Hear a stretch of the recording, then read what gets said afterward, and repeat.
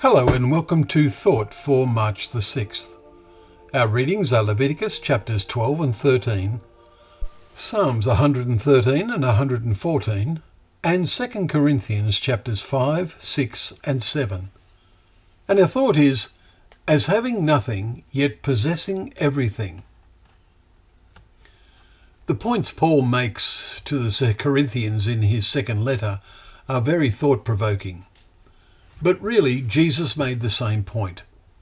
It all comes down to the fact that those who have give minimal priority to genuine spiritual things have a different set of values from those who give them a high priority. In the outworking of those values in daily life, it becomes clear to God what our main priorities are, what kind of path we are really treading in life. Paul starts chapter 6 by stating the obvious: working together with him, that is Christ and his Father, a picture of our teamwork with the divine. Paul had set the example, and then he writes, "We appeal to you not to receive the grace of God in vain." They had received God's grace, accepting his calling, but it could in the end be all in vain, just like most of those delivered from slavery in Egypt. Paul then proceeds to pull together some intriguing word pictures. He draws the contrast between what a normal man sees and what his eye of faith sees about the course his life is taking. He says, "In all our affliction, I am overflowing with joy." Verse 4. Life for Paul, humanly speaking, was very hard.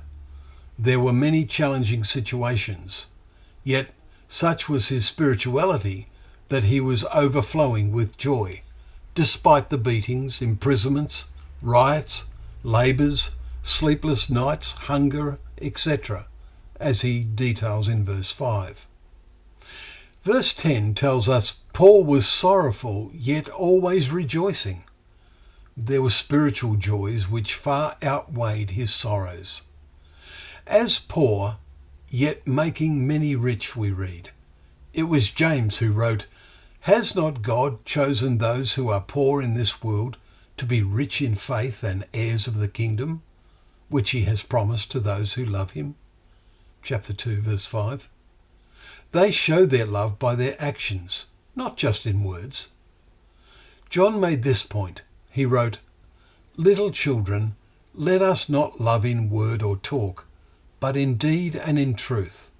1 John 3, verse 18.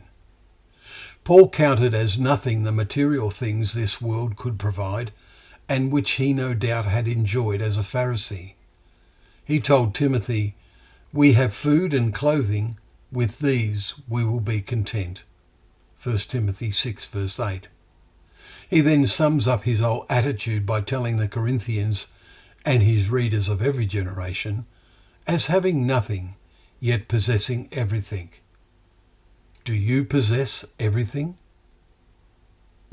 Well, thank you once again for joining us for Thought for the Day, where together we can open up the pages of God's Word, knowing that Word to be a lamp to our feet and a light to our path.